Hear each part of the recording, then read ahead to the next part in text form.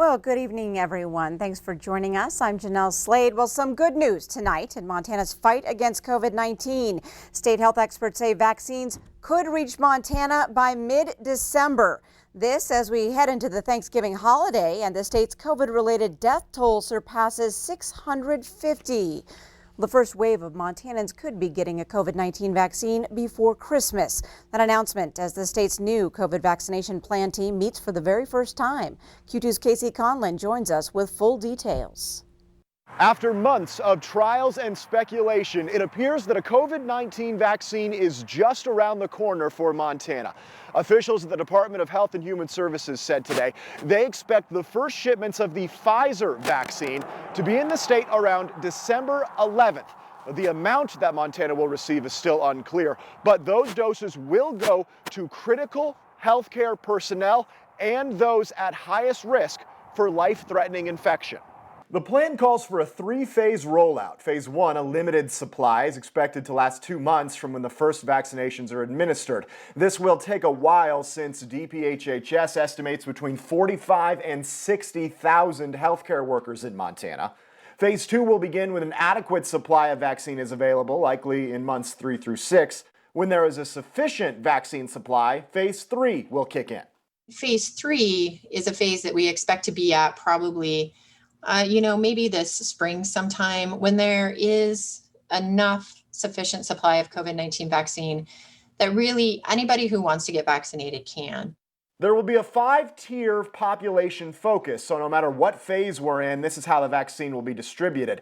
After risk, those in rural communities with less access will be prioritized, with generally healthy adults rounding out Tier 5. There haven't been any COVID vaccine trials with children yet, so the vaccine will not be recommended to anyone under the age of 18. While expected to begin soon, the total process will likely take months because COVID-19 vaccines require 2 doses. That second dose is super important to create that protection that we need. So it's going to be something that we're really emphasizing. Both doses will likely be available to everyone for free. The vaccine is being provided by the federal government, and if there are costs related to administration at local levels, mechanisms are being worked out for no out-of-pocket costs, even to those who are under or uninsured. The biggest early challenges with Pfizer's vaccine surround storage and handling. Pfizer's product must be kept in ultra-cold storage between -70 and -80 degrees Celsius. While Montana does not currently have any vaccines requiring this method, the state is actually well set up for it. Right now in the state of Montana, we have at least 6 or 7 known ultra-cold storage sites, very nicely spread geographically around the state. And then we know that there's a few more that will be coming on in the next couple of weeks. And what I heard from the CDC the other day was that was actually very good. There are some states or territories that have 1 or 2 in their entire state. Pfizer is also requiring a minimum of 975 doses per shipment. And while they come in thermal containers that can hold ultra-cold temps for up to 10 days, it would still require a lot of vaccinations in a short time. Moderna's vaccine, meanwhile, is expected to be released a couple of weeks after Pfizer's, is suitable for normal freezers, and only requires 100 doses minimum, so it will likely be more suitable for rural areas. Wehner also noted that all of Montana's tribal jurisdictions were given the option to receive vaccine through state or federal agencies, and all except for the Confederated Salish and Kootenai tribes and the Helena Indian Alliance chose the federal route, so they will not be considered in DPHHS allocations. The coordination team stressed that they will continue to amend the plan as needed. Casey Conlon for MTN News. All right, thanks so much, Casey. Now, Montana counties are reporting 8 more deaths from COVID-19 related illness today. 2 victims in both Yellowstone and Gallatin counties, and 1 in each Park, Powell, Lincoln, and Fallon counties. This is the first reported COVID-19 death in Fallon County. MTN News reports nearly 900 new positive cases today, and the death toll is at 652. Well, although the pandemic will not pause over the Thanksgiving holiday, county health officials who've been working nonstop since March will get a brief break. On Thanksgiving Day, Riverstone will close its main building on South 27th Street and its drive-through testing facility. Everything will open back up for regular business again on Friday. Drive-through COVID-19 testing will start at 8:30 a.m. Friday and run until 12:30 p.m. or until 200 tests have been administered. Well, because of the Thanksgiving closure, updated case number reporting will not happen in Yellowstone County on Thursday. Well, Governor-elect Greg Gianforte unveiled his first cabinet pick today. He announced U.S. Attorney for Montana Kurt Alme will be his budget director. Alme just announced yesterday he's stepping down as U.S. Attorney, a post he's held in Billings since 2017.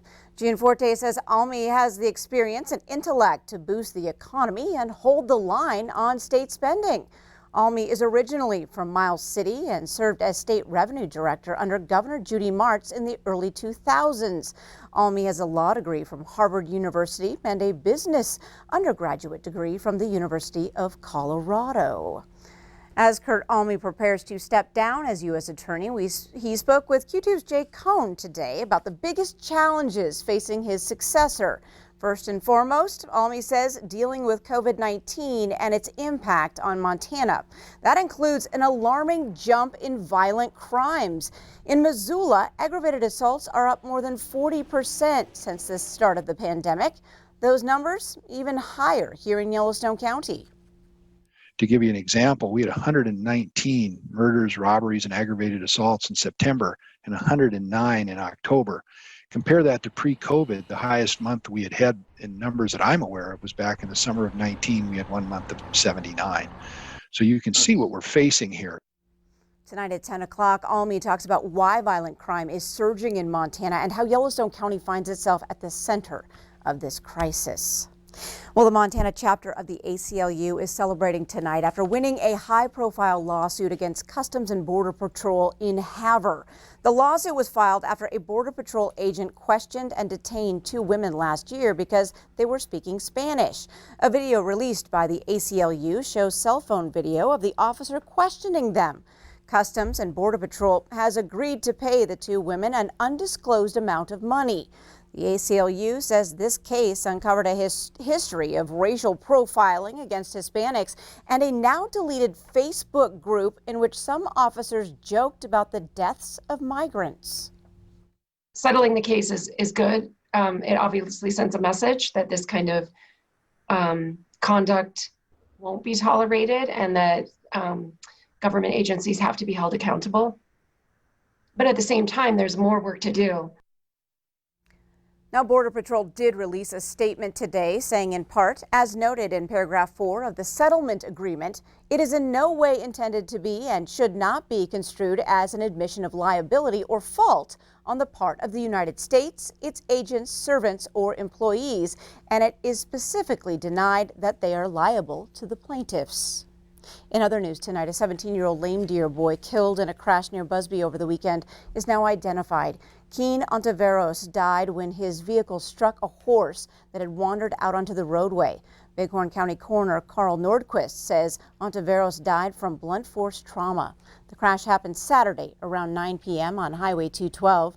Montana Highway Patrol says speed is considered a factor. Well, now turning to Chief Forecaster Bob McGuire. And despite all the health leader recommendations about not traveling this week, people are still going to travel this week. So how's the weather? Well, some people are going to be traveling if they just hold the car doors open because it's going to be so windy. Take a look at this. In the Beartooth Mountains, we have a wind advisory. Winds could be blowing 50 to 60 miles per hour. That started this afternoon. That goes until 5 p.m. tomorrow. Meanwhile, the Rocky Mountain front could see high wind warnings there, 60 to 75 miles per hour. And that stays with us until 3 p.m. tomorrow afternoon.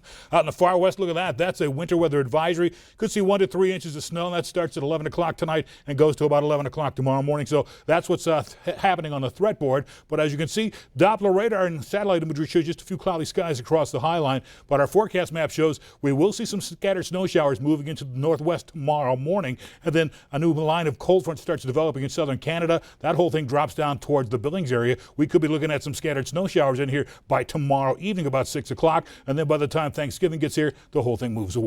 We'll have more on that in your forecast in a few more minutes, Jeanelle. All right, thanks so much, Bob.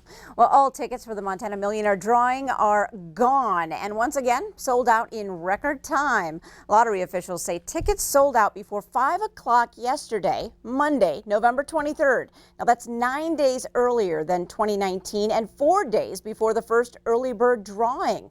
Montana Lottery calls it the best chance to win $1 million because only 180,000 tickets are sold. Montana Lottery will hold its first early bird drawing this Friday and another on December 11th. The grand prize drawing will be held sometime between December 25th and January 1st. Well, up next on tonight's MTN 530 News, right here on Q2, the spike in COVID cases is stretching Montana hospitals to a near breaking point. Montana's VA hospital making changes to deal with the ever-changing pandemic. Plus, Christmas cheer is in the air. We'll tell you about holidays in just a bit.